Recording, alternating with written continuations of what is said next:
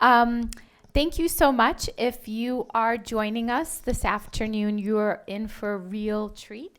Um, our next panel is called The Impact of Indian Jewelry. We are going to embark on a journey delving deep into the legacy, craftsmanship, and cultural significance of jewelry in India.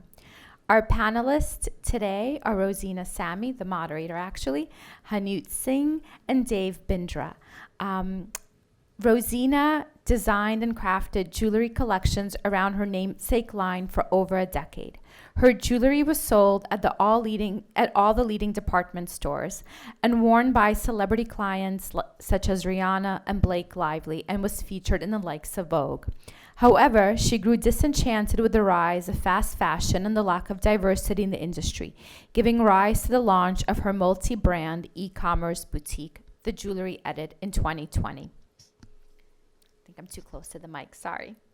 Founded on the principles of elevating socially responsible and diverse designers is the ethos of the Jewelry Edit.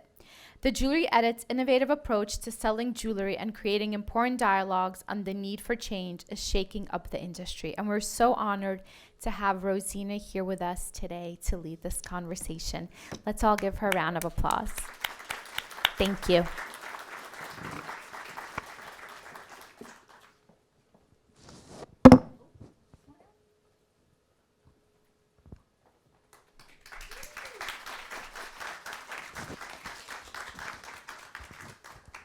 Well, good afternoon, and thank you all so much for being here today.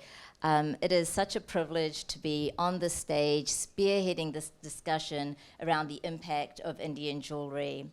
Now, I'd be remiss without wishing everyone a happy Diwali. Happy the Festival Diwali. of Light was yesterday, and as you can see, we've brought some Indian flair to the stage, so get ready for some good energy and festivities. It's really important for us to have this discussion. So I'd first like to by saying a special thank you to New York City Jewelry Week. Bella and JB have always been so supportive of the Jewelry Edit and our mission around diversity. So I greatly appreciate their support today. Next, I must thank my incredible panelists and colleagues today who are going to share some great stories. I'll begin with the acclaimed designer Hanut Singh, whose designs are a take on classical Indian jewelry with a modern Art Deco twist. They've been seen on many celebrities, the type of celebrities that only have one name: Beyonce, Madonna, Oprah, and Rosena. Today I'm wearing Hanut's jewelry. And Hanut, of course, descends from the royal Kapurthala family. And the Kapurthalas are really known for taking India to the world stage when it comes to great fashion, great jewelry, and great taste. So thank you, Hanut, for being here. It's such a blessing to have you in town from New Delhi to share your stories with us. Thank you so much.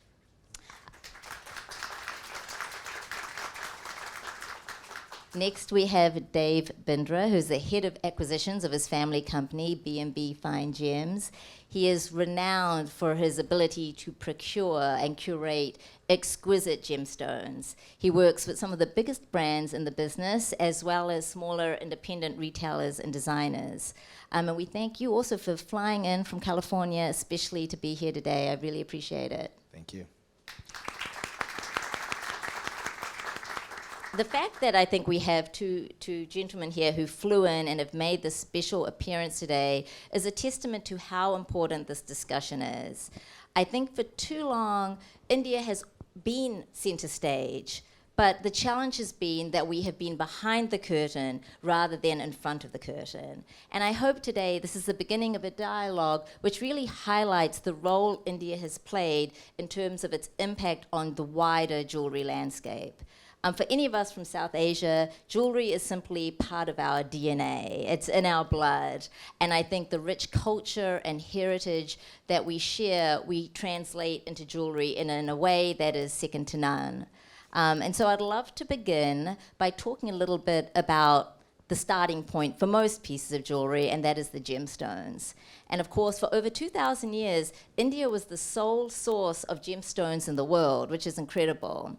And when you think of some of the most well-known stones, whether it's the infamous Koh-i-Noor diamond, which is of course part of the crown jewels, or the Hope Diamond, which is now owned by the Smithsonian. These are all stones that will trace their heritage back to India. Dave, you're our resident gemstone expert. Can you share a little bit about the history of stones in India? Yeah, absolutely. I think you highlight a very important piece of the equation, and that's the historical importance and provenance. So much of the history of adornment that we see in our modern scope has been influenced by Indian jewels, by Indian gemstones. So as early as 200 or 300 BC, actually, in Greek trading routes, there are records of diamonds and gemstones coming from India. So whether it's that period of time, I think, or the Mughal era, which probably put Indian jewels on the map. That was a time of unprecedented opulence. That was a time when the great Mughal emperors were really creating a footprint for what we see today. Akbar actually was one of the first monarchs to classify grades of gemstones. So he had about 12 different grades of quality of rubies, sapphires, natural pearls. And he was the first monarch to really put into place, in this part of the world at least, laws and regulations that only allowed noble individuals to wear jewels. So they created this separation where only nobility could access these jewels. Was there something you wanted to add to that? Yeah, also, India is a 5,000-year-old civilization, and I read diamonds from the 8th century onwards till current day, 16th, 17th century, only came from India. So all the great sort of like courts from Europe, all the great sort of kings and monarchs, etc., would be wearing Indian diamonds, especially the Golconda, for the Golconda mines. And there was this absolutely wonderful man called Tavernier, who did, in the 17th century, did 6 trips to India. And he bought over 1,008 diamonds, pearls, emeralds, rubies that Louis XIV bought entirely, the whole entire collection. So the Indian gemstones have traveled and traversed the globe for hundreds and hundreds of years. That's right, and actually Jean-Baptiste Tavernier was probably the link that we have to proving that the Hope was actually from India. Because there's the famed diamond that Tavernier blew, which he had in his hands. Which is in the court we don't have exacting evidence, but there's evidence that proves towards the Hope having come from either that piece of rough or something very similar. So whether it's that period of time, the prolific Golconda mine, the Kashmir sapphires, which the mine started producing in the 1880s onwards, our country has had an indelible impact on what we see today.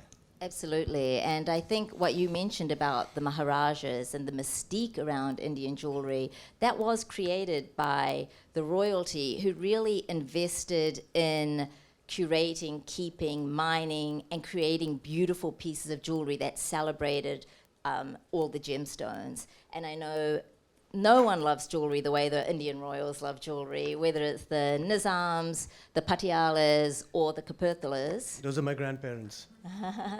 I'd love you to share a few anecdotes about your family's love affair with gemstones. Well, it's very interesting. I actually got my education from the jewels that my family have collected over the last many decades. My great-grandfather was the one who actually spawned the whole Maharajas going to the West with their gemstones. And then once he started doing that, then all the other much bigger Maharajas, with many, like the Patialas that you'll talk about, came with their gemstones. So they would take their gemstones, and I think Cartier had come to India already on a visit, and he had met with the Maharajas, and they had done a whole field trip kind of thing where they were sourcing ideas, etc.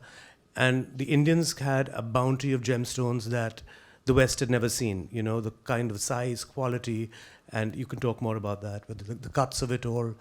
And they were wowed. The French jewelry houses were absolutely hugely taken up by it.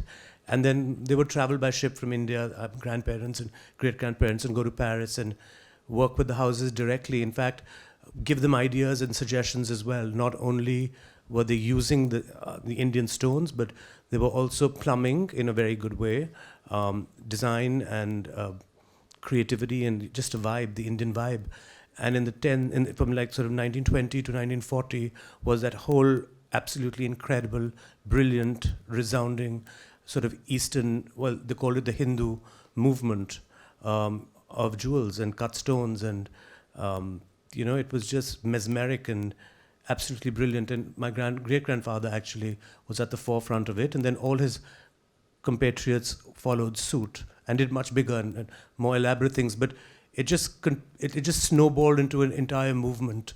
So that coupled with the Deco era, I mean, it was a very, very heady and intoxicating time for jewelry, where I do believe the greatest designs came from that era.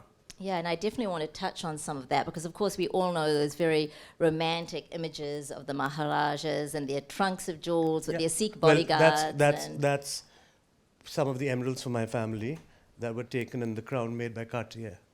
Yeah, so there are these incredible designs, but I like what you touched upon, which is that it was really a dialogue between the Maharajas and these heritage brands. It was a flow of design, inspiration, and influence, because I think it's always important to connect those dots back to the origin of the design. And let's delve into a little bit about the design and craftsmanship of Indian jewelry, because there is something magnificent about it. For me, personally, what I love about Indian design, I think, is that it's never about perfection or symmetry. It's about celebrating the flaws in a stone or creating stories around the jewelry. I don't think any of us really own jewelry that doesn't have a story, that doesn't have maybe meenakari, enamel work on the back that we carry close to our chest, or that isn't part of a wedding ensemble or some family piece. And I think that's what's beautiful about jewelry. And it's a little bit of a misnomer to say Indian jewelry, because India is a continent, and whether you're from the north or from the south,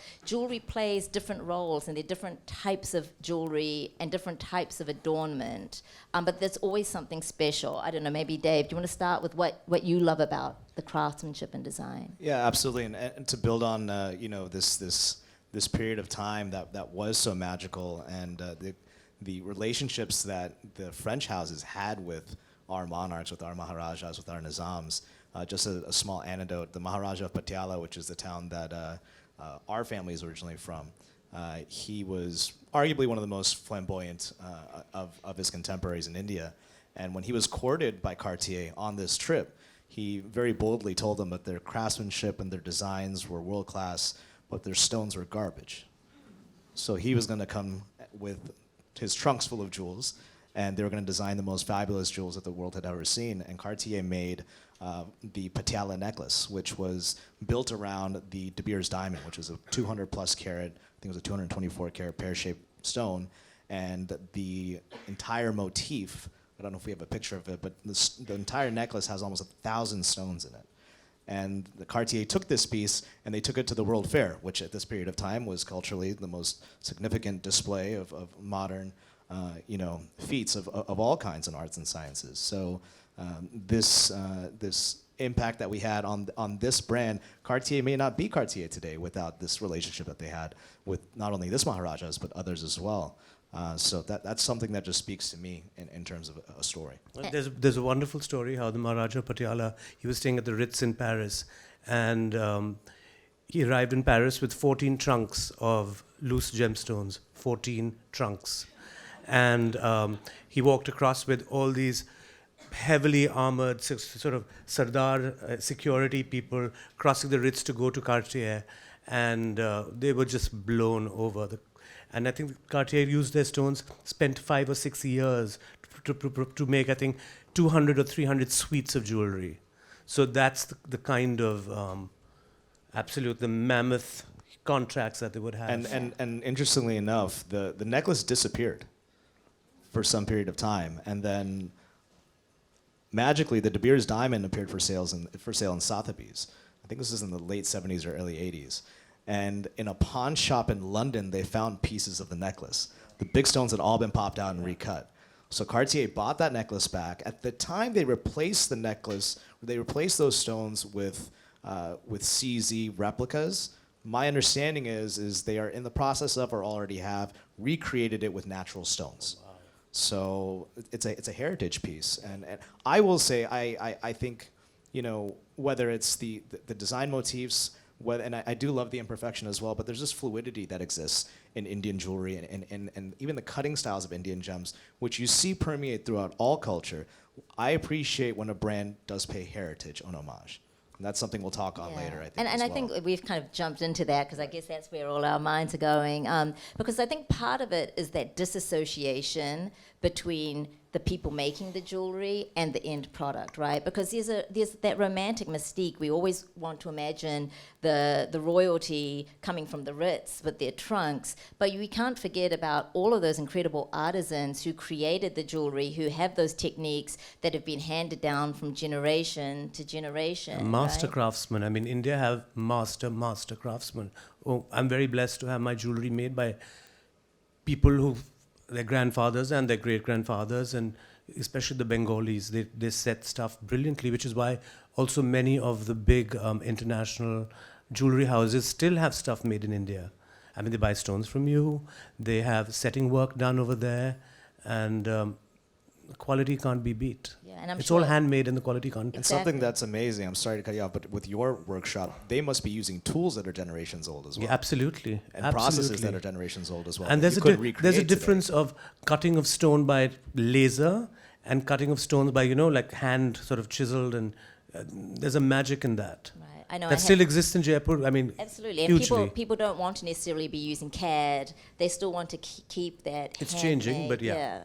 design. But let's jump into a little bit of, since you raised Cartier, and we've been talking a little bit about gemstones. So there are motifs that you see in heritage brands that can directly be traced back to India, and I think it's important to connect those dots because we can have this conversation, and jewelry enthusiasts will all be able to see that connection. But I think a lot of people walking down Madison Ave or Fifth Ave, as they walk past Harry Winston or Cartier, they won't realize the connection to India. Or even the fact, if you take it into modern day times, over 90% of diamonds are now cut and polished in India. I think all something stones actually. Yeah. Jaipur is where it all goes. Well, most stones in the world go to be cut and for the lapidary work to Jaipur and then come to the rest of the world. So everyone here, whatever you're wearing, whether it's inspired by a motif or a stone, you probably have a connection to India. But let's start with maybe Cartier and the famous Tutti Frutti collection. So obviously, Jacques Cartier, as you had mentioned, had visited India in the early 1900s, had been inspired by Rajasthani botanical design, and then took those And colors. the Deccan. Yes. And the Deccan designs. But they took those colorful Yeah, so patterns. they took all those motifs. I mean, whether it was architecture or nature, of course, which inspires everybody. And then they would find these stones. And the Tutti Fruttis were fantastic, but they weren't really the greatest quality of stones. So they'd use, whether the leaves were sort of carved sapphires or they loved the color. So it was all about the color, and it was all about setting stones in these sort of nature, floral, tutti frutti like designs, and it was not necessarily the best quality of stones. It wasn't, and it was the first time that you really saw major houses using hand-carved gems with such floral motifs, and that's something that they continue to now recreate. Now there's just been the revival, right, of all these motifs in the last, I would say, 15 years or so. So certainly they were taken from an Indian aesthetic. And even as you're saying about other jewelry houses, and maybe the regular person won't correlate it, but even if you see Bulgari jewels or Van Cleef, Bulgari buys a lot of stones from India. It's just the color, the interplay of color is again very Indian. I know Van Cleef has done necklaces and chains and things in the past, very reminiscent of Indian jewelry. Of course, everybody does everything with a twist. So it's there for you to see, but it's done with a twist. Everybody's doing it and has done it. Yeah, and there's a nod. The point is, I guess, that there's this nod to an Indian style and love for color that we have seen throughout our history. And I think it's not only the gemstones, because we have often chatted about Ambaje Shinde at Harry Winston, who created over 100,000 designs for Harry Winston, including some of his most signature pieces. And that's an example of a heritage brand really plucking talent out of Goa. He had to woo him and woo him and woo him. Harry Winston had to fly down and woo this man who was a very humble, absolutely jaw-droppingly spectacular draftsman and designer. And he never wanted to relocate with his family. But I think they persuaded him, and then he came to Harry Winston and did decades of jaw-dropping work. I mean, his diamond scroll necklace is made out of like 1-inch long baguettes, and the flow it was like a scroll, just absolutely mesmerizing. And he worked for decades with Winston. I don't think he was that happy because he missed his family. Then they bought the family here. Then they went back, and then he had to woo him again. But he was the greatest Indian jewelry designer.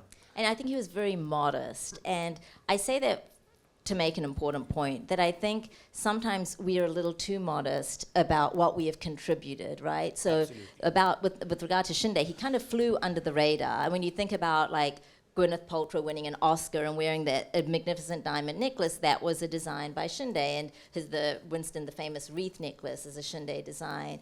And I think it's part, in my opinion, it's a little bit of a colonial hangover where we are used to taking a back seat. And I hope that a conversation like this and a dialogue starts that sort of movement towards more of a reawakening about what we've contributed. I don't know what you think, Dave.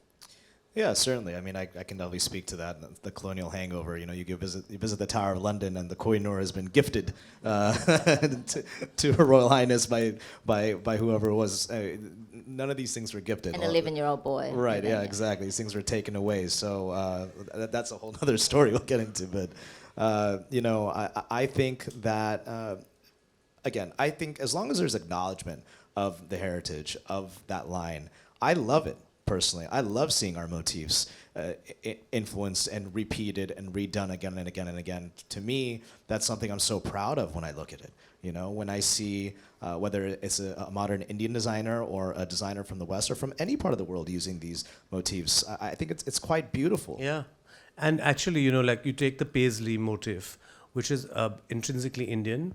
It's a mango. But then it was the paisley, so it was used in jewelry, and it was then used in textiles. And from India, it went to the paisley of the French paisley, the English paisley, the Spanish paisley.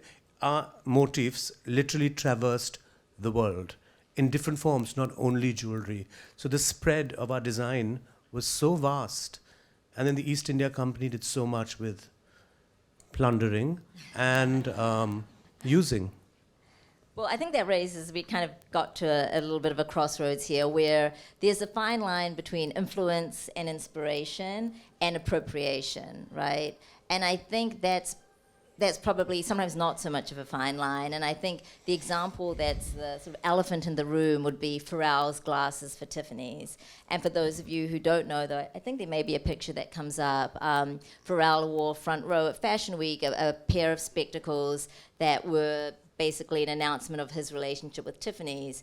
And for those who had been following the jewelry industry, and an auction was coming up at Sotheby's, which featured a pair of Mughal spectacles, which were basically exactly the same. They were cut from something like a 300-carat Colombian emerald, and they had such a significance behind them. The original design was kind of an idea of looking into finding your spiritual peace. And you actually knew the owners. I knew the owners who, they still own these glasses. And it was lying in a vault in England for many, many years, heavily insured. And then they wanted to auction it. And I don't know whether it's Sotheby's, were like, hold on, and let's build the hype. And then they got Salman Rushdie to write about it, and William Dalrymple, and I mean, a gazillion different sort of like influencers. I hate that word. But to write about these beautiful glasses, which were diamond lenses and emerald lenses, and then it went out to auction, and it never sold. But within a week, Pharrell had a version of them, and he was wearing them all the time. And I mean, okay, fine, but you can at least acknowledge where you came. And I'm surprised that Tiffany's would not also. No, even despite all of the criticism, I think there's never been acknowledgement of that. And he wears it all the time now. So it's and not even a nod to where it came from, because I mean, you can always give a nod and say, oh, deeply inspired by X, Y, or Z, you know, but nothing. Yeah. I definitely think there was a missed opportunity to have some acknowledgement, but in my opinion, I don't think it's that different than what all these other houses have done for decades, You But know? that doesn't make This it was right. this It was doesn't make it really right. this was really in your face. It doesn't make right. And again, there's a missed opportunity, right? Because here's an opportunity to have someone like Pharrell Williams, who has such a vast reach, and especially now with his role with Vuitton.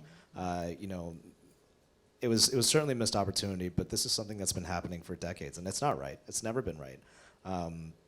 You know, I think what I like to see was what Boucheron has done recently. Boucheron's last collection, the Great homage. great homage, and drawing specific references, right, to the inspiration, to the individuals, to these larger than life personalities, And giving kudos the whole and way giving through. kudos when this is again one of those houses who may not exist today in its as it is as an entity if it were not for some of these patrons of the house at the beginning of their Although inception. I would say, because I agree, Boucheron's collection was stunning and beautiful, but I always would like that assurance that there are South Asian people on the team who are writing the copy, who are making the correct nods. I'm not so sure of that. Yeah, because sometimes I find the references are a little thin. And like, for example, you know, I wear a thali necklace, which is a Tamil South Indian tradition for a wedding, equivalent of a wedding engagement ring, a wedding band. And Boucheron created a thali necklace. And I think, you know, I don't know if I'm comfortable with that, right? Because we wear it for a particular significance. There needs to be some cultural sensitivity around that. And again, I think partly that's our culture, because even I think if this had been another culture in the Pharrell Williams case or in Boucheron's case, maybe people would be a bit more outspoken about the appropriation. And I think that's, again, a little bit of a hang up that as South Asians we need to get over, and being more vocal about our rights and our acknowledging the role that we have played in some of these pieces. I think we've been very elegant about it without having to sort of tom-tom, oh, this is from India, oh, this is from India, you know. Yeah. And for centuries, actually. And India has such vast repository of jewelry, whether it's the Indian temple jewelry or whether it's the spiritual jewelry like the thali or like the Rudraksh bead, which is the tears of Lord Shiva, or whether it's sort of bridal jewelry, which is like the biggest thing ever. Jewelry is so emotional and it's so, you know, it speaks from the heart. And It's not a trend. I mean, It's even not a your trend. jewels that I know you're wearing with all your astrological influences there. so this is like my spiritual jewelry. I feel naked without it. Right. And that's what jewelry is to us. It's not a trend. It's not about calling something a thali. It has a meaning behind it. So that's what I never want to be lost when you see it translated The by deep a Western symbolism. brand. Exactly. But we've mentioned a few of the big names. So the theme of New York City Jewelry Week is unofficially sort of icons in Indian jewelry. So maybe we should name a few icons. And I can start. So for me, one of my favorites are the Nizams. And I think that's actually because I saw their collection up close in New Delhi. I've seen it 3 times. I've touched a few things. Oh, and it's amazing. Oh, I need to get in with you. Next time I visit, I'll come It's with you. literally gobsmacking. I mean, the breadth of it all. And you know, and what's interesting actually about Indians and their jewelry is, interestingly enough, back in the day, it was the men who wore all the big pieces. But all ceremonial jewelry were worn by the men because the Maharajas had to show their people that, you know, they were the kings, and sort of the biggest pieces, the richest looking, the most, you know, that you could spot a mile off while he was on his elephant walking by kind of thing. All the men wore the big jewelry. You need a big turban pin right do. now, the Absolutely. stage. And the anecdotes around these families are incredible. I think the last ruler of Nizam found this Jacob diamond in the shoe, in the toe of his father's shoe after he had passed away, and didn't even realize how valuable it was, and used it as a paperweight for many decades. The Nizams, right? even till today, I mean, the Hyderabadis, the royal family, have like vats of jewels, literally. Yeah. Yeah. So needless to say, And the greatest diamonds came from the Golconda mines, which is in Hyderabad, where the Nizams are from. The great pearls came from there. So they were like a minefield of... exactly, of good stuff. And so obviously that's an obvious choice for me. I think you had said because of your family heritage, This Patiala. gentleman right here, that's the Patiala necklace that he's wearing, actually. So that was Maharaja Bhupinder Singh. I'm sorry, that is not the Patiala necklace. That's not the main That's Patiala not the- necklace, that's but not Patiala. those are all the Golconda diamonds, and those are They all his incorpor- natural pearls. They incorporated many of those diamonds, but the actual necklace is probably twice that length. without the natural pearls. But yeah, certainly, my sister's here. Shout out, Sabrina. Thank you for being here. Our dad grew up partying with his grandson in Patiala, so we have a special connection to that town, to that family. His son was also quite, not only a great ambassador for his community. His father was a little bit more of a, typical Maharaja in many ways. But what they did in terms of pushing the envelope of art and design, I think, was really important. And to me, that's truly iconic. The bravado that he had to say what he said to some of these houses and to show up in Paris with trunks of jewels and really challenge them, I think was something that had. And he went to many houses. Cartier was one of them, but there were many others. I think he did Boucheron, Boucheron had a very good relationship with as well. So I think for me, that's probably that family the most iconic that I would reference. And Hanuth, I'm going to guess that yours may be your grandmother, Sita of Kapurthala, who really, in terms of ambassadors and icons, is probably the one that jumps immediately to mind, whether she was gracing the pages of society pages or magazine covers, inspiring fashion houses and jewelry houses. She's the image that comes up when you think of Indian jewelry being translated to a Western stage. Yep. I was blessed to have the most incredible grandmother. Well, both of mine grandmothers. But yeah, she was wonderful. She was amazing. She was not only spectacular to look at, but really spectacular from inside. She spoke 4 languages. So when she went to Paris, when she was 19 or 20, they were just mesmerized, absolutely mesmerized. Her father-in-law, the Maharaja, was already a fixture there. So she went there with my grandfather. My grandfather used to live in Paris and study there. And and Paris, as you said, was the center of the world at that point for everything. And she literally wowed them. And so whether it was Schiaparelli, who did collections based on my grandmother's saris, or whether it was couture houses who dressed her, she was very Indian, but they called her the Pearl of the West. And she was just spectacular. And she had beautiful jewelry, and she was sublime. And can you tell us if there's a favorite piece of jewelry that she owned or in your family that you love? There are so many. So she would, there's so many, and everything wasn't sort of like grand and big, It was like jewelry for the day, jewelry for the night, beautiful natural pearls. I got my education of design. I'm completely untrained. But seeing my grandmother's jewelry that now my mother has, my sister have, I wear some things, and exquisite jewelry made by the most exquisite jewelry houses. It's a heady thing, It's like it's great education. It's also a history that you're wearing, right? That makes it even more special. Yeah. And so today in India, we have obviously all of these beautiful, historical designs and influences that we admire.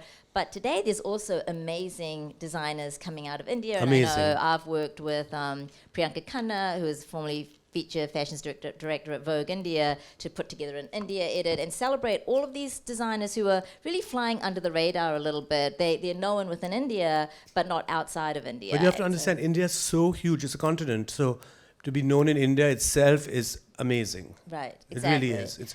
And you can also just find people, frankly, in India, people have their family jewelers or whoever who they have these relationships with, and they can find great stones to create jewelry. But I'd love you to share, I think we can speak a little bit to the diaspora, but maybe you can share a little bit about modern-day Indians' relationship with their jewelry.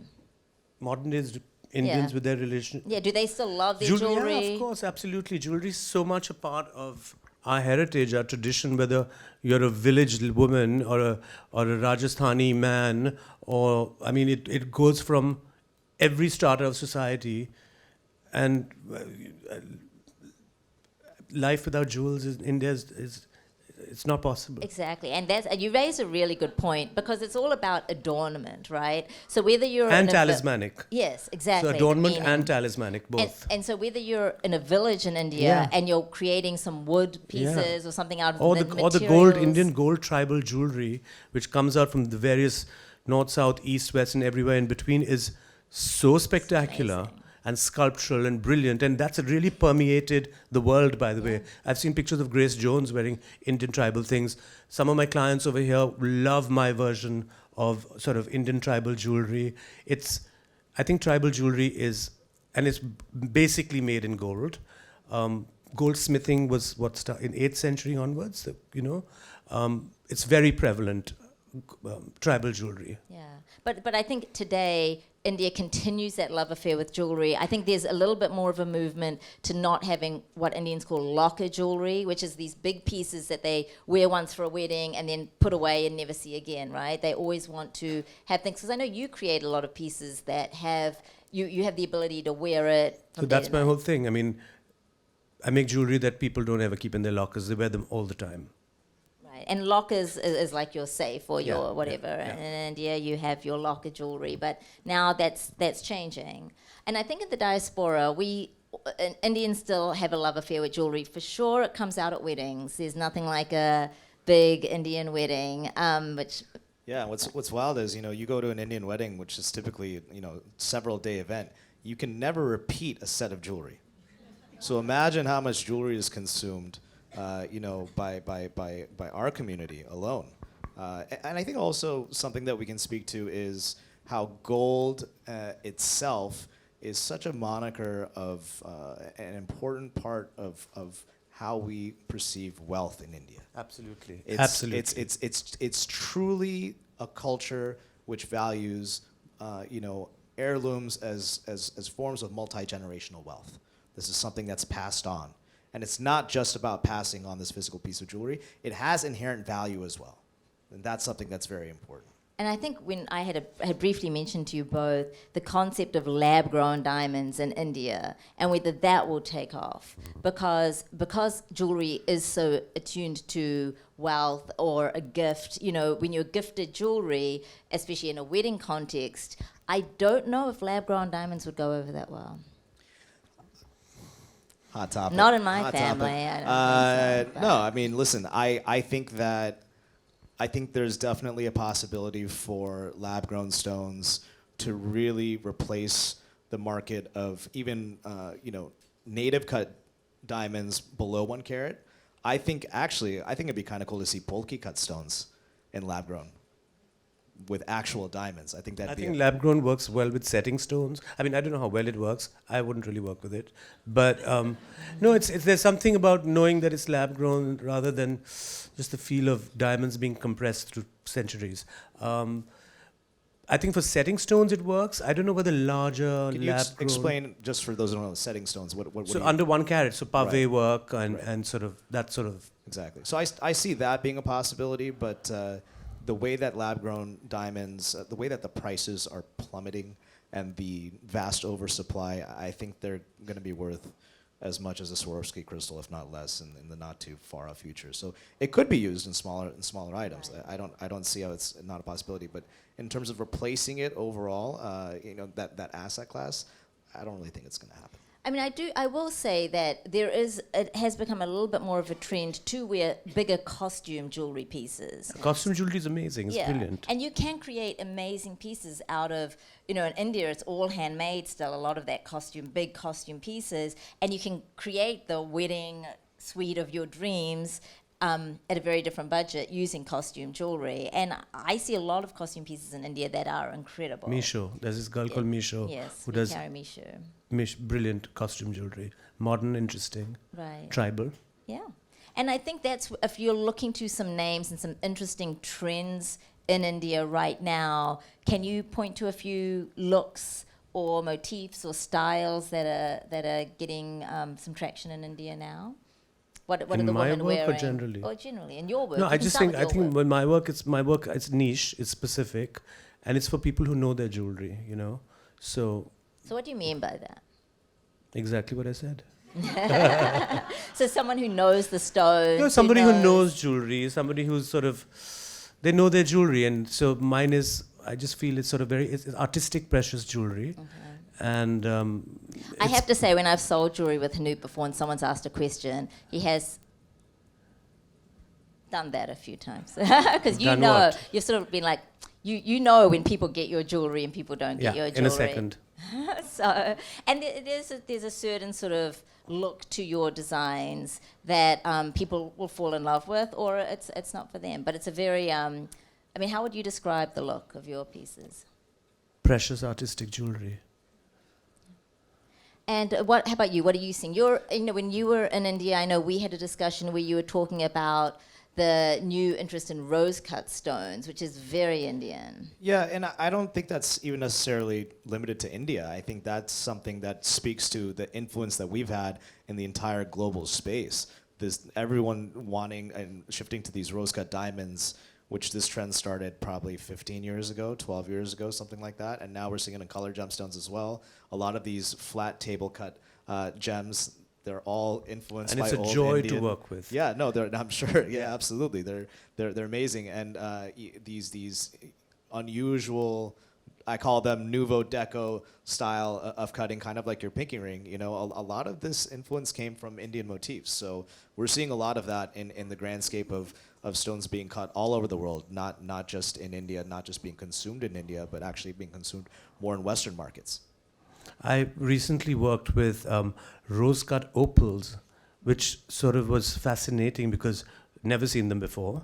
And they sort of catch the light and the water and the mineral quality of an opal so exquisitely. And it's just, there's a shimmer and a sheen to it that was very, very amazing. Yeah, similarly, I've seen in the last 4 to 6 weeks, very specifically, people are faceting moonstone.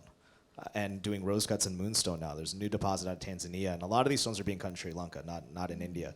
But that's also interesting. And again, it's demand that's driving these types of things being done. And it's interesting for people who work in jewelry and with stones to have these newer sort of cuts to play with. And what do you think I know we're going to be short on time. I don't know if there's an opportunity for questions, so we do want to leave a little bit of time for that. I want to ask two final questions.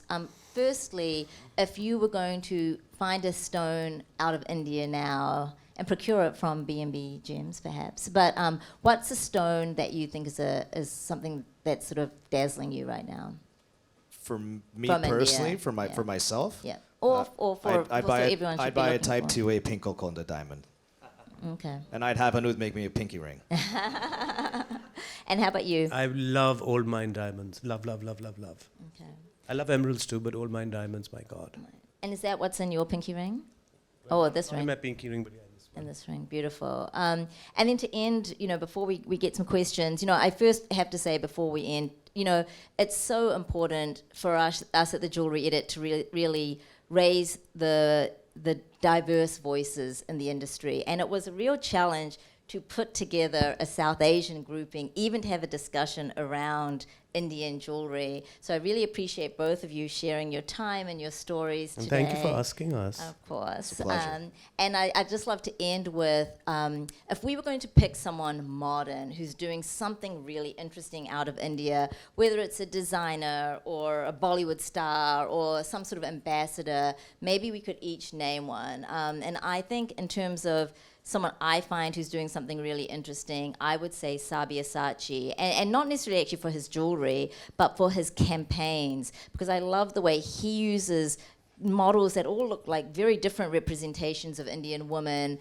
He uses tribal jewelry. It's just shot in such a modern way. And so I love that he has the classical style, but puts this new twist on it. So that's where I start. I don't know who wants to go next. I mean, I don't know, in the field of art, fashion, Whatever you think. paintings, I mean, there's so many, I don't know where to begin. Okay. Do you want to name someone, or I mean, you can name yourself? No, I would no, not name at you. all, not at all, I not at all, not at could. all, not I'm at happy all. to name you. I know I'm when a we classicist as far as jewelry people go. Okay. So some of the jewelry houses in India, which are not really the flashy ones, do some beautiful things. So there's in Sundarnagar in Delhi, there's Padma Gems, spectacular, jaw-dropping stuff. There's great artists, they're great fashion people. I mean, there's so many. India's a burgeoning, huge megalith of a market. And it's sort of now not only Indian, it's global. The world is a smaller place. Everything is easily accessible. And we have great Indian designers who come to the West. And I know they do sold-out trunk shows. They are in stores all over the world. There's this lady called Jyotika Jalani who does this wonderful sort of cashmere shawl work called Janvi. And she does superb stuff. And quality is quality, and our quality, when it's at heightened best quality, can't be beat. And you raise a really interesting point that I think we are spoiled for amazing art, culture, food. I mean, you name it, we are surrounded by riches, and it's just a blessing. Okay, Dave. I think out of India, I think Viren Bhagat is doing something really special. Viren has a really cool story. He actually, he grew up around the world of adornment, but he wasn't a classically trained designer or jeweler. And I believe he was on a trip to Italy and walked into one of Bulgari's stores and just fell in love with their work. So it was a modern... He's a legend. He is. And it was a modern Western entity that inspired him to get into jewelry, but then he actually... But he's a third generation jeweler. He is, but he wasn't working in this space. Jewelry, yeah. So I don't know the story, to a T, but he wanted to intern with Bulgari, basically. But that was his source of inspiration. He went back to India, followed his family's legacy, and now creates jewelry that really pays homage to these heightened classical jewelry, beautiful Mughal motifs. Spectacular. And his work is in the V&A. It's in some of the biggest institutions in the world. He's a darling of the auction houses. And he's a wonderful man. Yeah, he's a great man. He's a gentleman. And you go to the V&A, his work is hand in hand with jars. They auction their pieces together. So he's at FD Gallery in New York. So I think, for me, seeing someone who's taken, a breath of inspiration, but really paid homage to where they've come from, I would say Viren would be it. And, he's the greatest Indian jeweler today. He's amazing. Sabia is doing something really interesting from a commercial standpoint, though. They actually have a showroom here. And you walk into that showroom, and you kind of feel like you're walking into like a 1950s opium den that's just like really beautifully, aesthetically one of the most pleasing retail experiences I've ever had. In terms of the quality of their work, I can't really speak to that. In terms of jewelry, clothing, it's pretty incredible what they've been able to do in a very short period of time. They haven't been around for a long time. The founder's pretty young. Yeah. So no, I would agree with you. Yeah. No, and I think I should say that we did pre-record a part 2 to this panel that is dropping on Jewelry Week's a YouTube channel on Thursday, and that is with Siddharth Kasliwal from Gem Palace, Priyanka Khanna, formerly of Vogue, and Dr. Usha Balakrishna, who's the preeminent Indian jewelry historian. And when I asked them the same question, they mentioned some of the same designers, but also you, Hanut. So nice. Thank you. That is a nice tribute to you. But I think it would be wonderful to invite any questions from the audience. I have a microphone, but it's working, so I can pass that around. Yeah, you might need to project while I get this microphone on. That's fine, no problem. Oh, we can share if you want to pass your mic. I can yell it. Everyone can hear me? Sorry. Oh, here it works. Oh, great. Oh, Got it. Hi. First, I just wanted to say thank you for coming on the stage. It's so amazing. I'm a diaspora designer myself, so it's just so amazing to see South Asians on a stage talking about our heritage and our jewelry. A question that I had thought about, we talked a lot about the impact of Indians on Western jewelry and the impact on Cartier and all that stuff. But what do you think the impact is on the other side? So we talked a lot about colonization and colonial history. Do you think that the West had an impact on jewelry in India? Yeah, for sure. I think a lot of the West, and especially their sort of like Pret lines, things that people love, imitate, copy, and desire in India. Yeah, I agree. I think part of the colonial hangover is always wanting to mimic the culture that you've been colonialized by. So there are certainly echoes of that. But I do see that breaking a little bit now, and that's kind of interesting to notice, and to see brands like Sabia come here to the West and absolutely kill it. It's going in the opposite direction now, which is kind of interesting to see. Though I do think Indians have stayed true to their love of classical Indian jewelry. No, And but they do also love like a glove bracelet Rajusha or- clue bracelet yeah, or exactly. like Bulgari, that serpenti thing. I mean, ladies go gaga On my over watch, it. yeah. No, you're right. Yeah, I know. there. Okay, I'm guilty as charged, but no, but I think as long as it's a mix. No, but why not? Like, I mean, yeah. what? No, I know. I think it's amazing. You should get things from all different cultures and. Right. And I think also what's unique about Indian and their jewelry is that we also, the history of Indian jewelry is that it celebrates a different style of wearing jewelry, right? Through Indian history, there are erogenous zones that don't exist in the West. So when you think of the Indian anklet or the tikka, the nose ring, these are beautiful pieces that are a part of our heritage of jewelry that you don't see in the West, that are always going to sort of be uniquely South Asian. You do see it a little bit, though. There's a designer out of LA named Jackie Aish, and she's created a lot of this body jewelry, which are basically taken from Indian motifs. So you see a little bit of in certain segments, but certainly there are things that we stay true to as well. Those are my Indian tribal earrings. Beautiful. As an aside. Oh, we've got one other question here. Thank you, and thank you so much for doing this panel. I have more of a comment than a question to speak about the influence, the global influence of Indian jewelry. I'm from Guyana, South America, and we have our jewelry industry there is run by the Indo-Guyanese, and we see that heavy influence of those tribal jewelry pieces. I mean, that's all we know. It's predominantly gold. We don't do a lot of color gemstones. There's some diamond, but that's what I grew up on, seeing my grandparents, my grandmother wearing those Tillery necklaces and the bangles that are passed down from generation, passed down to all of the kids. We get jewelry that it's from that Indian influence. The Indians in Guyana, they came from India as indentured servants, and they brought that craft with them. So, that's all we know, that Indian influence gold jewelry. And now I'm a designer, and I wanted to go back to the source. So now my pieces are made in Jaipur. So it went full circle back. So I just want to comment on that. And, it's not just in the Western world, it's in South America, where that strong Indian influence is there as well. That's a great story. And you see it in the Middle East, too. I think we also. permeated everywhere. We're like ants. We have one more.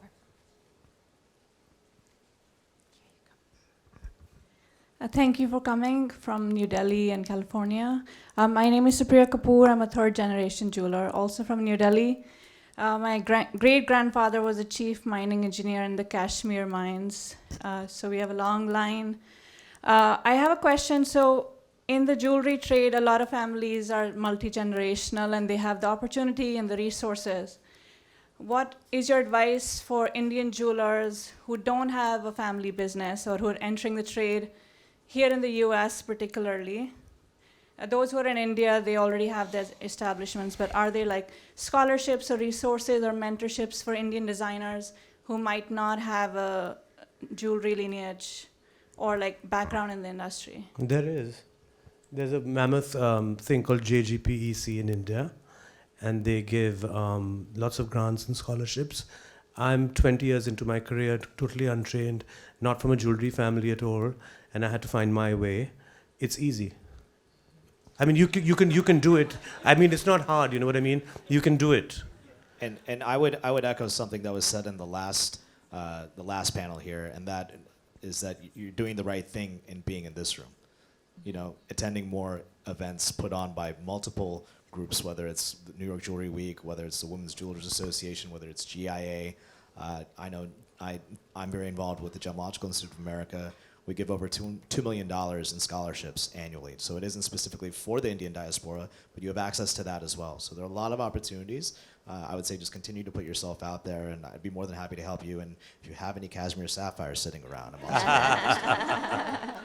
And I'll just say that I was a corporate lawyer for 10 years. So, you can find with no connection to jewelry. So you can find your way. It's an incredible amount of hard work. But I think one of the things we do at the Jewelry Edit is really try and break down barriers for people to enter into the jewelry industry, to find a platform for their jewelry to be sold, especially because there are so many barriers to entry for diverse designers and economically challenged designers. And when you have no connections, you try walking down 47th Street, that's not easy. So, but thank you everyone for being here, my amazing panelists. Thank you, guys. Appreciate it. Thank you.